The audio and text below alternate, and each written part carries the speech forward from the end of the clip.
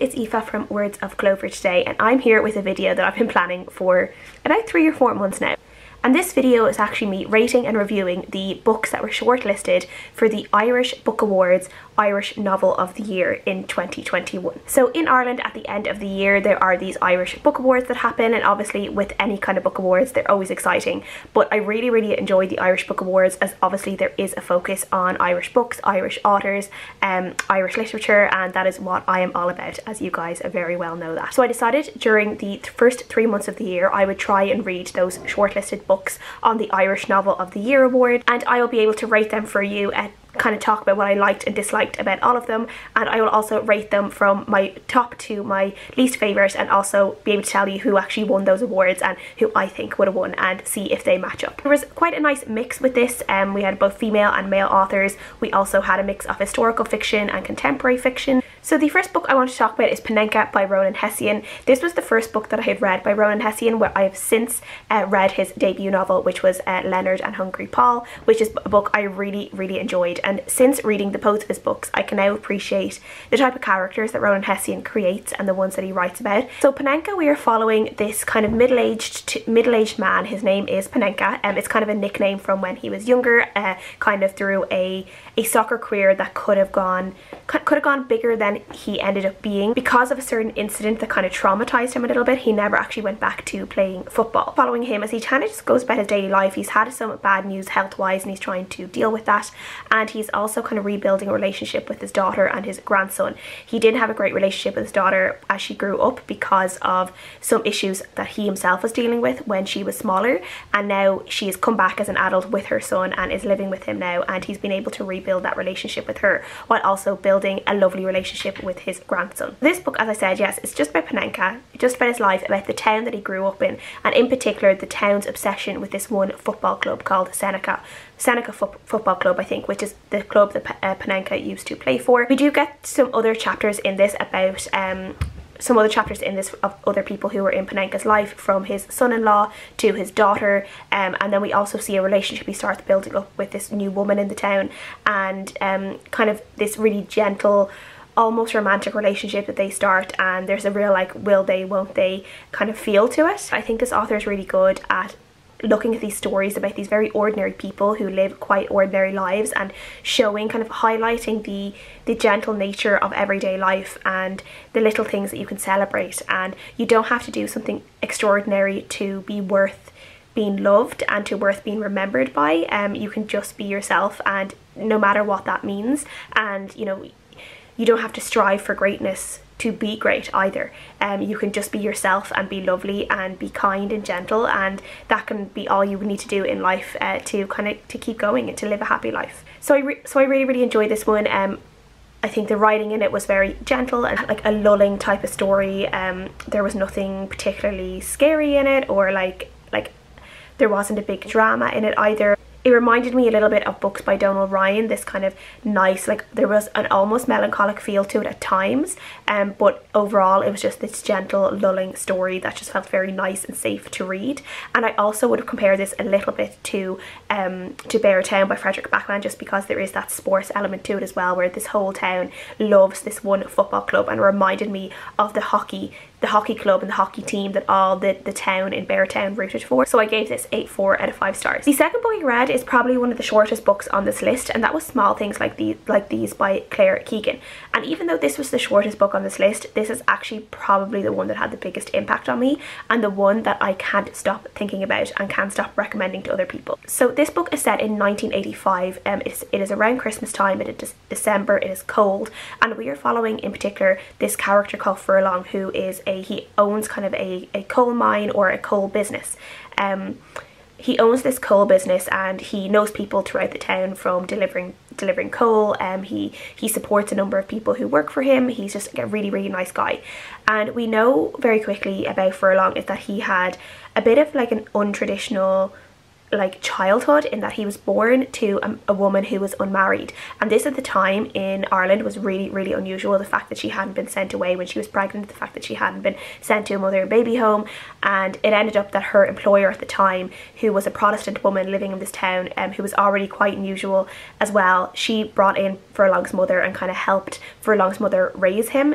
So he ended up having quite a nice childhood, despite never finding out who his father was, and this still affects Furlong, who is now, you know, a grown man who has children of his own. He still always wonders about that part of himself that he doesn't know, the part of himself that will always remain hidden, and he feels like a kind of a disconnection to one half of himself because he always has questions about that. And I really liked how that was explored in this book. The story, you're following this one moment where Furlong, he delivers coal to a convent in this town, and this convent is also connected to the school where his daughters will be eventually going to. I think the year after this story is set, he has daughters who will be going to this school. It is a particularly good school, and when he goes to this convent, he ends up finding this girl in the coal shed who has been locked in the coal shed wearing barely nothing but a nightdress, and she is freezing cold. She's like on death's door, and he delivers the girl back to the nuns, but he knows that there's something not right. There's always been rumours about what actually goes on in this convent, and what goes on in the building is connected to the convent, which we do know now would be a mother and baby home. And we see how the town kind of turns a blind eye. We see the fear of the church, the power of the church, and this book is mainly about this one act of bravery, Furlong's one act of bravery and standing up to an institution, an older institution, despite the fact that it's probably going to have repercussions on his family and repercussions on him, his business, his family, because of the church. One problem I had with this book was that I just felt it was too short. I could have read 300 plus pages all about Furlong, just following his thoughts, following his background, following his past. And he was just such a lovely character to spend time with. I just wanted to spend more and more and more time with him. And when I finished this book, I gave it a 4 out of 5 stars. That was what I said, and I wasn't sure how it would hold up against the other books on this list. But as I said, this is one book that has absolutely stayed with me since I read it. It's one I keep talking about with people. It's one I keep thinking about again and again and again. It's probably one I will reread, and I wonder if I will get more things from it. But yeah, I really enjoyed this one. It's definitely one I recommend. As I said, it's only more of a novella than a novel, but it was really good. I feel like I will, like this time next year, I will still be thinking about it. So yeah, definitely a stand out for me on this list. Next book is actually one that I really disliked, and that is The Echo Chamber by John Boyne. This book is a kind of a satirical, it's more of a parody about cancel culture, and we are following the Cleverly family, who are all minor celebrities. The dad is like a BBC presenter, he's very well known. The wife of this family is an author, and she's like appeared in like things like Strictly Come Dancing and stuff as a contestant. Then the 3 children, we have the daughter who wants to be an influencer, one of the sons who has like real anxiety problems, and he's a little bit in the closet. He won't accept his sexuality, and we see that he just is like thought of as a little bit weird. And then we have the youngest son, who is particularly just not a really nice person. He runs basically a business where he cons older men because they go on a date with him thinking that he's older, and then he reveals himself to be like a teenage boy, and he cons these men out of money, and yeah, so not a particularly nice person, not a particularly nice family. And this is a parody about cancel culture, about how the dad, George Cleverly, one day says something online that is really like not PC, and he ends up getting destroyed online because of this, and we see how it affects his career, how it affects his wife and his children, and how it kind of just, this cancel culture ends up like rebounding on all of them. And we also see how George doesn't learn from his mistake, and he consistently makes the same mistake over and over again, and just says worse and worse and worse things until it's too late for him. Because this book is so over the top, there's parts of it that are genuinely very entertaining at times. There are parts of it that I did laugh out loud by something the characters had said or done, or just some silly situation that they'd ended up in. This is a book where I tried to separate the art from the artist, because I myself, while I have read John Boyne in the past, I decided I wasn't going to read more of him in the future, just because I don't really agree with some of the things he says online and some of the ways he conducts himself online. I decided I didn't want to read any more of his books. But this is actually a book because of the subject matter, because of the cancel culture subject matter. It's actually almost impossible to separate the art from the artist, because if you know the artist, you know that he is, I guess, he's been inspired by some of his own real life experiences online and with cancel culture, and this is where this book stems from. He himself has been like he's been George Cleverly, in a way, and And I guess his answer to some of that was to write this book. And I did just find some of the things in this book quite distasteful, and I just didn't really enjoy how he was exploring cancel culture. I think it can be done in a really clever, really thought-provoking way, but this is done in a real silly way. It's done in a distasteful way. Didn't particularly like how that was done. One of the things that George cleverly does wrong in this book is that he responds to a trans person in this book who never really gets their own voice in the book, I would like to say, but is kind of there just to further along George's plotline. He dead names the character, uses the wrong pronouns consistently in the book. And then there's also a character who before this particular scene was already like the butt of a joke several times. And this character comes out as non-binary, and this whole thing is used as a complete joke and as a complete dismissal of that, I guess, of that identity. And I just didn't like that as a reader, there to be laughed at and mocked, and I just didn't like it. And yeah, I just had a bad taste in my mouth the entire time I was reading this, so I gave it a 2 out of 5 stars, and I really didn't like it, and I don't think it should have been shortlisted for awards. Then I also read Beautiful World, Where Are You by Sally Rooney, which is Sally Rooney's latest book. This was her 2021 novel that she released, and this is her 3rd novel. So she also wrote Normal People, Conversations with Friends, all of them very, very popular, big award winners. Sally Rooney is obviously a huge name in publishing. So we are following 4 different characters. In particular, we are following the 2 female characters. So we are following Alice, who is an author, and her relationship with this man called Felix, who she has just met. And then we are also following Alice's friend Aileen, who is living in Dublin, and we see her kind of on-off relationship with this childhood friend of hers, Simon, and we see how their relationship is very complicated but very deep and meaningful in a lot of different ways. And we also see Alice and Aileen's connection to each other through emails that they write each other. So this one is typical Sally Rooney. We have characters who are very, you know, very wise about the world, have a lot of opinions about how the world works, and also, you know, they take themselves very, very seriously, and they never really seem to be in the exact place that they want to be. They aren't particularly good with relationships. They're good at messing relationships up, but not necessarily good at keeping relationships. And I just really enjoy just following the story along. I think Sally Rooney is able to create these amazing characters. And I think with Sally Rooney's characters, you either love them or you hate them. I tend to love them because I just think there's parts of them that are very, very realistic, while definitely there are communication issues a lot, but I also think that is true to real life. I think there are a lot of people in real life who have such communication problems, and I think that a lot of what Aileen and Alice go through with their relationships, I think, is very apt to real life. The 2 romantic relationships in this were quite different. So we had Alice and Felix, who were still getting to know each other, seemed to be real opposites, seemed to jar against each other a lot, but also in a way seemed to bring out good things in each other too. And then we also had Aileen and Simon, who were definitely my favourite of the pair, and they were childhood friends originally, and then they're kind of almost like not reluctant lovers, but shy lovers, I guess. And they were almost like they felt very fragile. Their relationship felt very, very fragile, very beautiful, but very fragile. And the whole time I was reading Aileen and Simon, it was like I was reading them behind my hands. I was ready for something to mess up and for them to feck things up between each other. And I loved seeing how it was all explored, how the characters came over things with each other, how Alice and Aileen's friendship was explored in this book as well, how they had their ups and downs with their friendships, with their relationships with each other, and how they overcame that too. And then I really liked the ending of this book, which felt a lot more hopeful than other Sally Rooney endings. It felt a lot more like tidy in a way, which I wasn't expecting, so I think I enjoyed it. And yeah, overall I did really enjoy this book, and I gave it a 4 out of 5 stars. And the one book I listened to on audiobook during this process was The Magician by Colm Tóibin. I have read other books by Colm Tóibin in the past and quite enjoyed him, and I was really interested in, I don't know, to be fair, I don't think this is a book I would have picked up if it wasn't on this shortlist, but I was interested to see what this book would be about and what we were going to be reading. So The Magician is based on the life of Thomas Mann, a German novelist.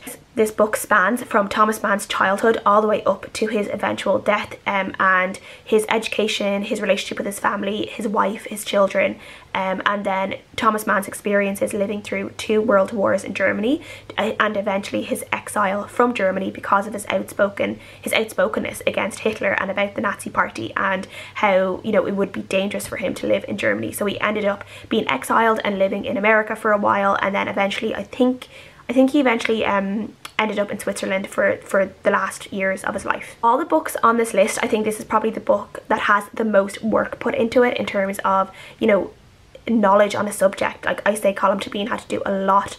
Like, he definitely obviously loves Thomas Mann. He obviously, I say, really respects him and admires him. I say this book was a huge labour of love for the author. And while Colm Tóibin is a really fantastic writer, I do also think he is a dry writer, and I think I have found that with other books he has written, even books like Brooklyn, which I recently read.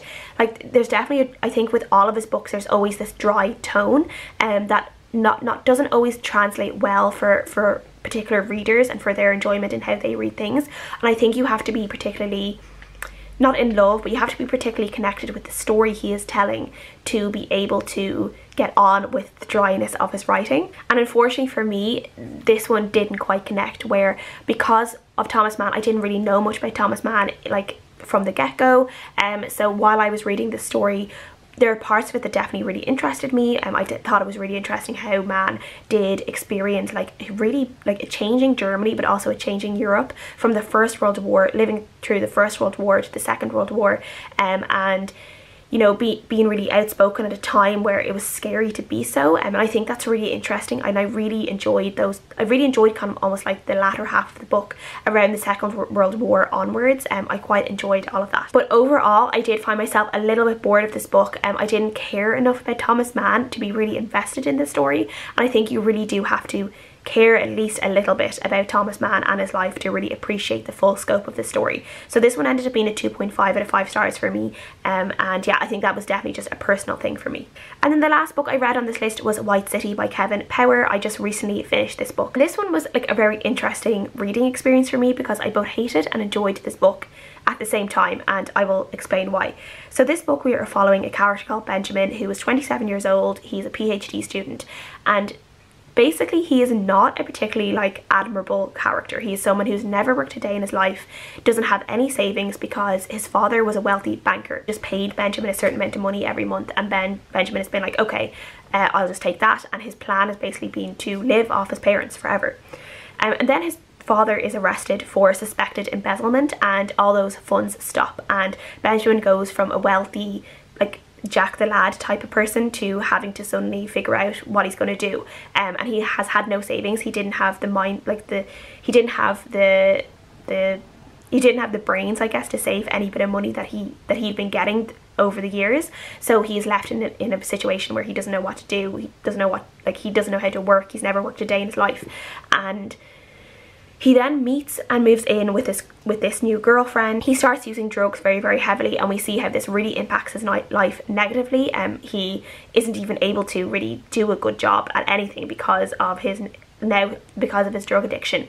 And then he meets some old friends of his from school, and he ends up getting tied up in this kind of investment scam that his friends are running in Serbia, and he has to travel to Serbia to con these businessmen over in Serbia, but they themselves are gangsters, and it's like pretty dangerous, and there's almost like a comical, like a farcical element to this book because of all of that. And this whole book is kind of told through Benjamin, who at the start of the book is in rehab, and it kind of reminds me of Nick in The Great Gatsby telling the story of Gatsby. It's very, very similar, and Benjamin is telling his story like he's basically writing down a story for his therapist. We see Ben realising all of the stupidity of his actions and how naive and silly and, you know, just gross he was at times. One of the reasons why I really didn't like this book is just I hated Benjamin so much. He was one of the stupidest characters I probably ever read about in a book. A very white privileged boy who had always had money from his daddy, yet had a lot of daddy issues, and was now like crying over it without actually doing anything to help his situation, which was so frustrating to read. And it was so frustrating to read about him crying and everything was everyone else's fault, instead of taking charge of his own life and, like, you know, doing something about it. And in this book, Benjamin does actually describe himself at one point as an ostrich, and that is definitely what he is. He just sticks his head in the sand and doesn't want anything to do with anyone. Hopes all the problems in his life will pass him by. I did enjoy the pacing of the novel. I did enjoy the novel, the structure of the story, and I didn't think the writing itself was too bad. Just the characters themselves like were awful. I did have some issues with, obviously, when Benjamin goes to Serbia. There's some bits of the story that are centered around the Serbian-Bosnian war. There was just some bits of this history that were used in a way to push Benjamin's story along that just felt a little bit icky to me, because these were obviously real life tragedies, and some of the war crimes that happened, and the war crimes that are referenced in this book, like those are real, like those really happened and not so long ago. Just a little bit weird, and it's just a little bit icky for me, some of these things that were used and some of these things that were referenced to further Ben's story along. I ended up giving this one a 2 out of 5 stars, and yeah, it was a weird one for me. There were parts of the story I liked, like in terms of the actual structure of the story I liked, but the story itself I didn't quite like. But those are my reviews of all of the books that were on the Irish shortlist, and if I was to give this award, I think if I was to rank them first to last, it definitely would have been Small Things Like These would have been my winner, definitely, followed by Beautiful World, Where Are You by Sally Rooney. Then I would have gone for Panenka by Rónán Hession. 4th place would have gone for The Magician by Colm Tóibin, I think. 5th by White City by Kevin Power. At the very last place, it would have gone to The Echo Chamber by John Boyne. So Small Things Like These would have been my winner. The actual winner of this category was Beautiful World, Where Are You, which also I'm happy enough with, as this was my 2nd place. I would love to know if anyone has also read all of these books, or if you read any of these books on this list, what do you think of them? So thank you guys so much for watching. Please leave all your thoughts and opinions down below, and I'll see you guys in the next video. Bye!